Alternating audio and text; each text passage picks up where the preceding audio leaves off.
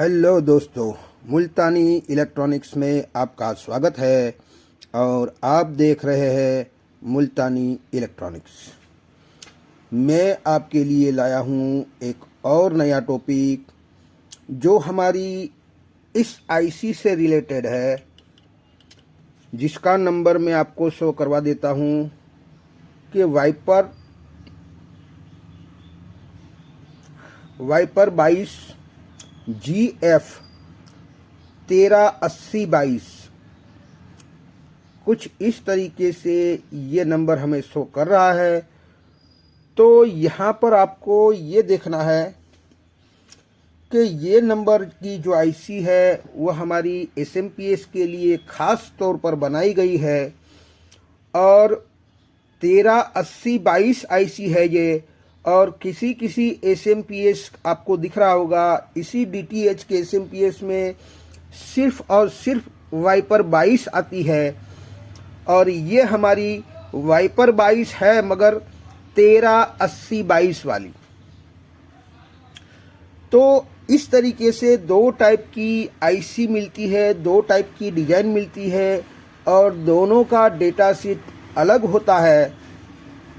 तो सबसे पहले हमें देखना यह है कि क्या इन दोनों आईसी का नंबर सेम होते हुए भी क्या इसकी डेटा शीट अलग हो सकती है। तो यहाँ पर आपको देखना होगा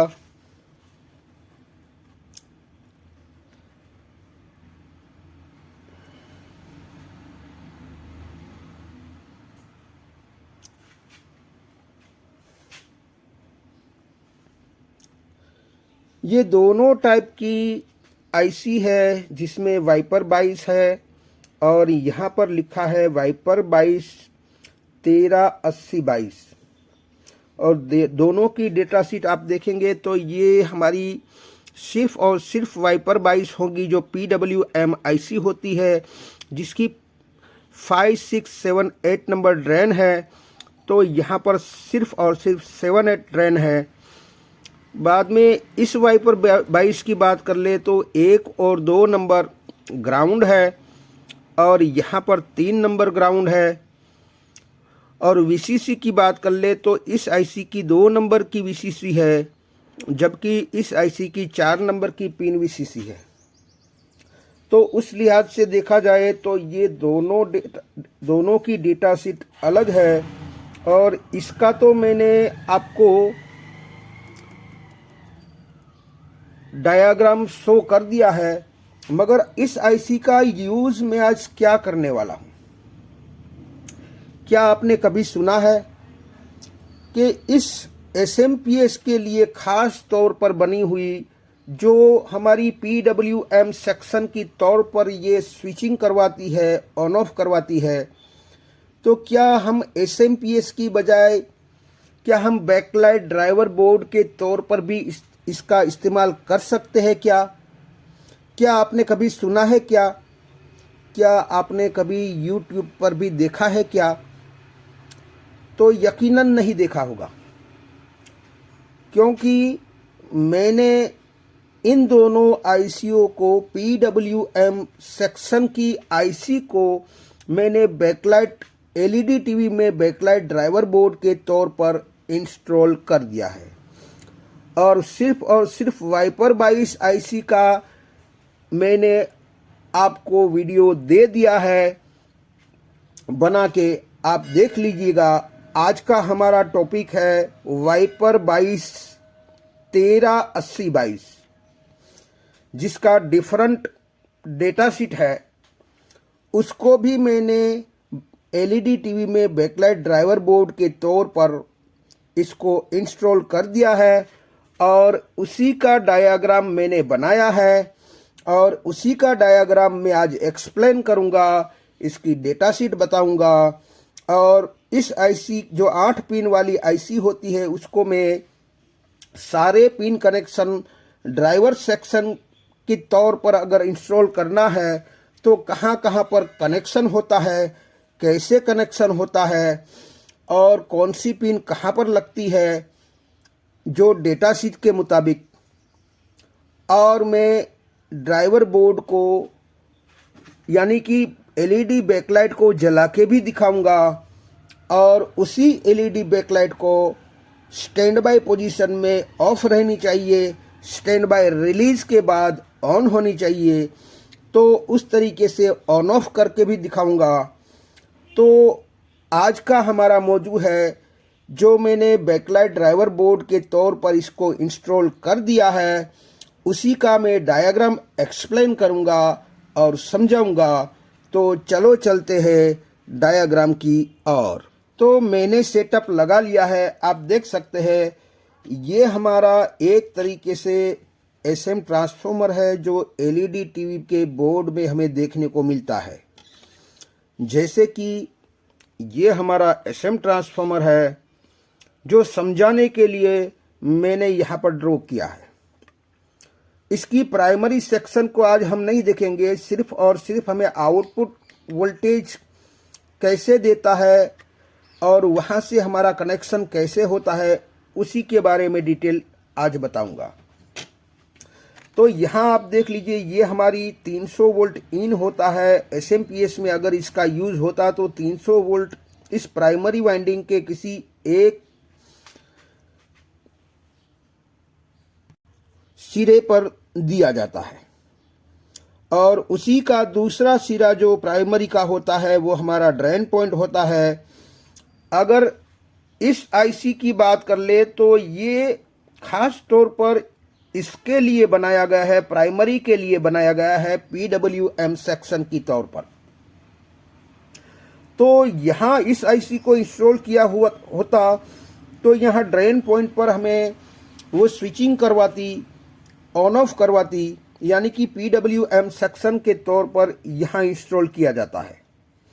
और उसी प्राइमरी वाइंडिंग में वोल्टेज स्टोर होता है, वोल्टेज बूस्ट होता है और मैग्नेटिक फील्ड उत्पन्न होता है, और जिसके कारण इन तीनों वाइंडिंग में एसी वोल्टेज इंड्यूस होता है।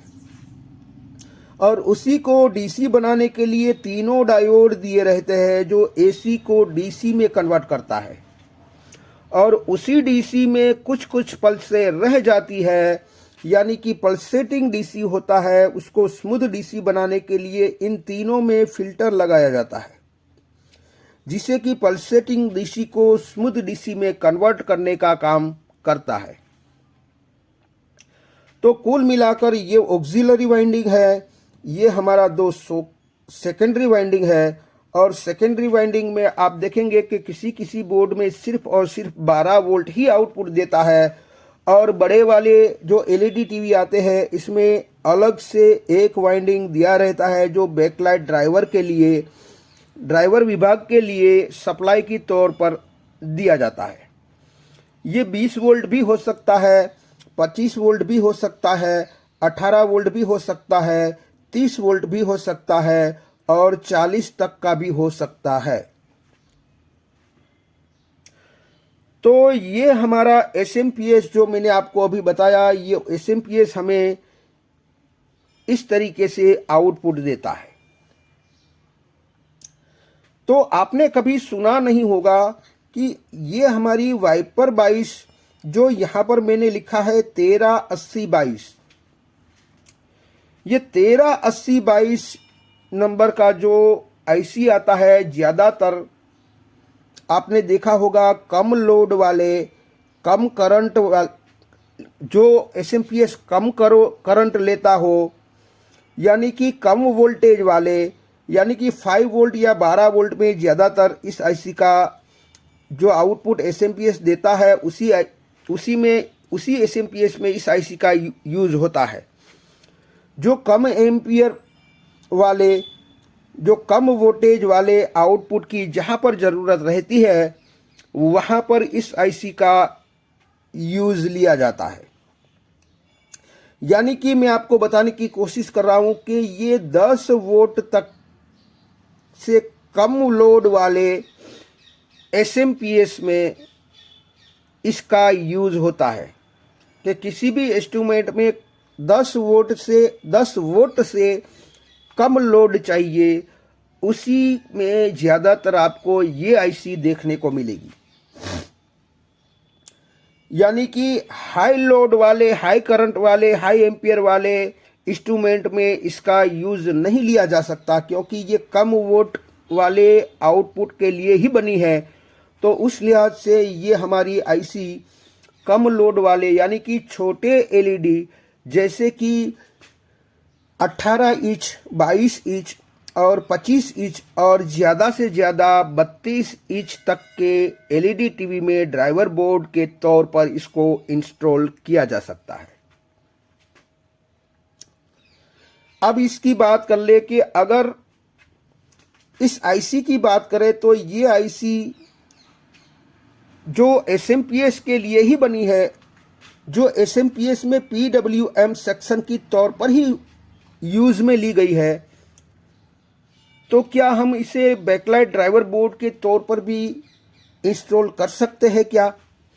क्या ये हमारी एलईडी स्ट्रिप को जला सकता है क्या? और जला भी दे तो क्या ये ऑन ऑफ करवा सकता है क्या? क्योंकि ऑन ऑफ हमारी पहली ज़रूरत होती है, जो स्टैंड बाय में हमारी एलईडी स्ट्रिप बंद रहनी चाहिए, ऑफ रहनी चाहिए, और स्टैंड बाय रिलीज के बाद ये हमारी चालू होनी चाहिए, ऑन होनी चाहिए। तो आज मैंने कर दिया है, ये हमारी एलईडी स्ट्रिप जलेगी भी और ऑन ऑफ भी करेगी। इसका आज मैं डायग्राम एक्सप्लेन कर रहा हूं। तो सबसे पहले वाइपर 22 और आखिर में आपको नंबर देखने को मिलेगा 138022, जो मैंने सबसे पहले आपको इस बोर्ड में आपको नंबर दिखाया। जो हमारा डीटीएच का पावर सप्लाई आता है, इसी का ये पावर सप्लाई है, जिसकी डेटा शीट मैंने आपको दिखा दी है, मगर एक एक पिन करके मैं आपको दिखाता हूँ कि इसकी डेटा शीट देखा जाए तो ये 1 नंबर की पिन जो है वो स्टार्टिंग सप्लाई के लिए दी रहती है। हालांकि यहाँ पर हमें इंस्टॉल करना है, इसके लिए हमें स्टार्टिंग सप्लाई की बहुत ज़रूरत नहीं रहती है। 2 नंबर की पिन इसकी वीसीसी पिन है। 3 नंबर की पिन को देखा जाए तो ये हमारी ग्राउंड पिन है। 4 नंबर की पिन एनसी होती है, जिस पर कुछ भी कनेक्ट नहीं होता है। 5 नंबर की पिन को देखा जाए तो ये फीडबैक पिन है या कंपनसेशन पिन भी कहा जाता है। 6 नंबर की पिन हमारी करंट सेंस की पिन है। CS या IS आप कुछ भी नाम से जानते हो, यानी कि ये करंट को सेंस करता है। यानी कि 6 नंबर की पिन पर एक लो ओम्स का रजिस्टर ग्राउंड होता हुआ मिलेगा, जो 1 ओम्स या उससे कम ओम्स का रजिस्टर आपको ग्राउंड होता हुआ मिलेगा, जो हमारे इस आईसी के करंट को सेंस करता है। और 1 नंबर की बात कर ले कि जहाँ से स्टार्टिंग सप्लाई दिया जाता है, जो एसएमपीएस में अगर ये इंस्टॉल होता तो हमारी 300 वाली लाइन, जो 300 वोल्ट की लाइन होती है, वहाँ से हाई वैल्यू का रजिस्टर, हाई ओम्स का रजिस्टर, यानी कि 220 के, 470 के, 1 मेग, 2 मेग 2 कुछ भी हो सकता है। तो स्टार्टिंग से लिए 300 वोल्ट की लाइन से ये हाई ओम्स का रजिस्टर लगा के इसको स्टार्ट करने के लिए स्टार्टअप के रूप में ये 1 नंबर को ये वोल्टेज दिया जाता है। अब 7 और 8 नंबर की बात कर ले तो ये हमारी ड्रेन पिन है, जहां पर हमारा स्विचिंग होता है, ऑन ऑफ होता है। और ये हमारी 7 और 8 नंबर पिन हमारी आउटपुट की होती है, जो हमारे आउटपुट में स्विचिंग देता है, ऑन ऑफ देता है।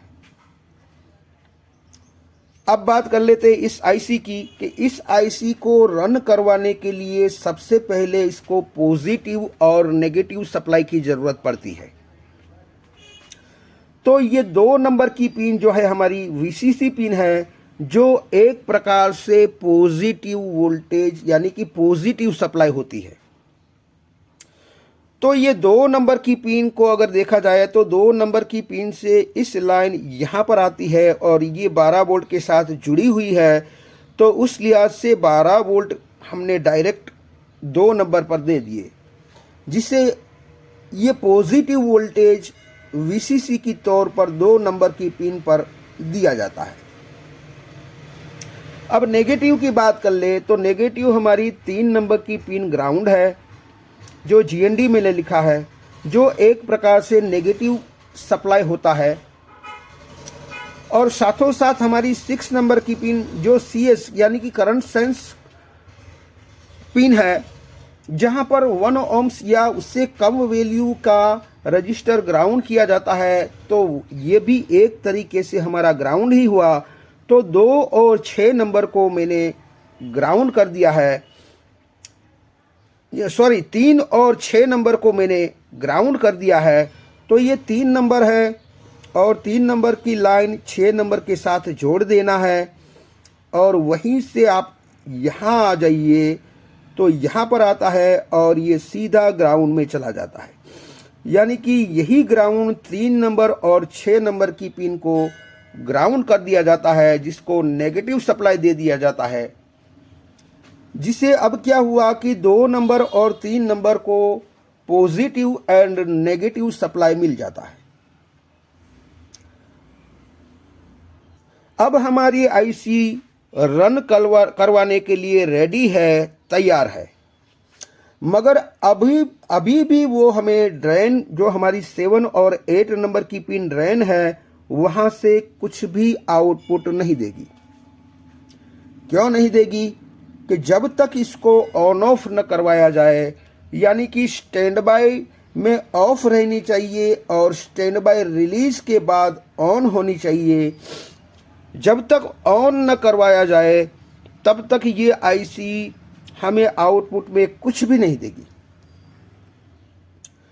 तो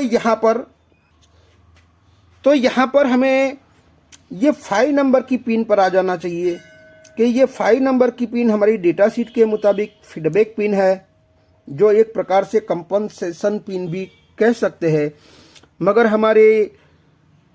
हमारी भाषा में हम इसको फीडबैक पिन कहते हैं। फीडबैक, अगर ये आईसी SMPS में इंस्टॉल की हुई होती तो अमूमन आपने देखा है कि किसी भी SMPS में जो फीडबैक पिन होती है वो हमारे फीडबैक सेक्शन में लगे ऑप्टो कपलर की पिन नंबर 4 से जुड़ी हुई ज़्यादातर आपको देखने को मिलेगी, या तो फिर 3 नंबर ऑप्टो कपलर की पिन से जुड़ी होगी। किसी डिजाइन में ज़्यादा से ज़्यादा 4 नंबर के साथ जुड़ी हुई होती है। तो इस फीडबैक का काम क्या होता है? आउटपुट वोल्टेज को कंट्रोल करने का। मगर हमने इसे SMPS में इंस्टॉल नहीं किया है, बल्कि हमने इस आईसी को इंस्टॉल किया है हमारे LED टीवी में बैकलाइट ड्राइवर बोर्ड के तौर पर। तो उस लिहाज से मैंने फीडबैक को ऑन ऑफ के लिए यूज़ में लिया है। तो यहाँ पर 5 नंबर की पिन जो हमारी है, वहाँ से एक डायोड, जो रेक्टिफायर डायोड है, इसका कैथोड 5 नंबर की तरफ, और एनोड जो है हमारे इस यहाँ पर मैंने इंडिकेट किया है जी का माना होता है हमारा ग्रीन इंडिकेटर, यानी कि ग्रीन इंडिकेटर पर दिया जाता है। जिसे होता क्या है कि स्टैंड बाय मोड में जब हमारा रेड इंडिकेटर होता है LED टीवी में, तब ये आईसी हमारी ऑफ पोजीशन में रहती है, जिससे हमें कुछ भी आउटपुट नहीं देती है, और जिसके कारण हमें यहाँ पर बूस्ट वोल्टेज नहीं बनते हैं, और उसी के कारण यहाँ पर आपको कुछ भी आउटपुट नहीं मिलता है और हमारी LED स्ट्रिप नहीं जलती है। जैसे ही स्टैंड बाय हम ऑन करते हैं, स्टैंड बाय रिलीज करते हैं, यानी कि पावर ऑन की दबाते हैं, तब जाके ये हमारी आईसी को मैसेज मिलता है ऑन हो जाओ, जिससे ये हमें ड्रेन पॉइंट पर हमारा ऑन ऑफ वाला आउटपुट, यानी कि स्विचिंग वाला आउटपुट हमें आउटपुट में देती है, जो 1 मिनट में हजारों बार यहाँ पर ऑन ऑफ करवाती है। जिसे होता क्या है वो बाद में देखेंगे कि यहाँ पर आपने देखा कि हमारा रेड इंडिकेटर होगा तब हमारी LED नहीं जलेगी, ऑफ रहेगी। जैसे ही हमारा स्टैंड बाय से रिलीज करते हैं तो हमारी ग्रीन इंडिकेटर होती है, तो तुरंत ही ये हमारी ऑन हो जाती है, जिससे हमारा बूस्ट वोल्टेज बनता है और उसी के कारण एलईडी स्ट्रिप हमारा जलना शुरू हो जाती है। अब हमने इसे ऑन करवा लिया, हमारा स्टैंड बाय रिलीज करवा लिया। हमें यहाँ 7 और 8 नंबर की पिन हमारी ड्रेन पिन है, वहाँ से ऑन ऑफ वाला सिग्नल यानी कि ऑन ऑफ वाला आउटपुट हमें देने लगा। अब यहाँ पर इस 7 और 8 नंबर को यहाँ पर हमें कनेक्ट करना होता है। अब इस पॉइंट को कैसे ढूंढा जाए और ये हमारा जी वाला पॉइंट भी कैसे ढूंढा जाए, मैं इसी के प्रैक्टिकल वीडियो में मैं आपको बड़ी अच्छी तरीके से लाइव प्रैक्टिकल करके उस जगह को कैसे ढूंढा जाता है, 2 फॉर्मूले से ढूंढा जाता है उसे, तो वो फॉर्मूला भी बताऊंगा और जगह भी बताऊंगा लाइव प्रैक्टिकल के वीडियो में। तो फिलहाल हम यहाँ आ जाते हैं कि हमें ऑन ऑफ वाला सिग्नल यानी कि आउटपुट हमें यहाँ पर देना है। अब यहाँ पर होगा क्या कि एक इंडक्टर होता है किसी भी एलईडी टीवी के ड्राइवर बोर्ड में, ज़्यादातर इंडक्टर होता है, कुछ में नहीं होता है। तो ये हमारा मान लीजिए कि ये हमारा बोर्ड है और बोर्ड में भी ये हमारा इतना सा एरिया जो है वो हमारा बैकलाइट ड्राइवर विभाग का है और उसी ड्राइवर विभाग में एक इंडक्टर जो हमें यहाँ पर दिखता है, ये हमारा इंडक्टर है। तो फिलहाल इसी इंडक्टर को ये समझना है। तो इसी इंडक्टर का एक सिरा 12 वोल्ट की तरफ होता है, यानी कि एक सिरे पर 12 वोल्ट दिया जाता है, पॉजिटिव वोल्टेज दिया जाता है, और दूसरे सिरे पर अगर ऑन ऑफ करवाया जाए, स्पीडली ऑन ऑफ करवाया जाए, तो इस इंडक्टर में होगा क्या कि वोल्टेज स्टोर होगा और वोल्टेज बूस्ट होगा। और जो बूस्ट वोल्टेज होता है उसमें एसी साइकिल भी जनरेट होती है। उस हिसाब से इस डायोड के थ्रू इसको डीसी बनाया जाता है और उसी डीसी जो बनता है उसमें भी कुछ पल्स से रह जाती है, इसीलिए इसको पल्सेटिंग डीसी कहा जाता है। और उसी पल्सेटिंग डीसी को स्मूथ डीसी करने के लिए इस फिल्टर का उपयोग किया जाता है। और इसी 100 माइक्रोफेराड के 250 वोल्ट के फिल्टर को यहाँ पर इंस्टॉल करके पल्सेटिंग डीसी को स्मूथ डीसी बनाया जाता है और इस एलईडी स्ट्रिप के सॉकेट पर दिया जाता है, जिससे एलईडी स्ट्रिप हमारी ग्लो होती है, ऑन होती है। तो इस तरीके से इस जो हमारे एसएमपीएस में यूज़ होने वाली एसएमपीएस के लिए ही जो बनाई गई है, उसी आईसी जो हमारी PWM सेक्शन की तौर पर इस्तेमाल होता था एसएमपीएस में, मैंने उसे कुछ डिफरेंट टाइप यानी कि हमारे एलईडी टीवी के बैकलाइट ड्राइवर बोर्ड के तौर पर इंस्टॉल कर दिया है। तो आई होप कि ये वीडियो आपको कुछ समझ में आया होगा। अगर ये वीडियो आपकी कुछ समझ में आया है तो मेरी चैनल को लाइक कीजिए, सब्सक्राइब कीजिए, बेल आइकन को प्रेस कीजिए और खुश रहिए। शब्बा खैर।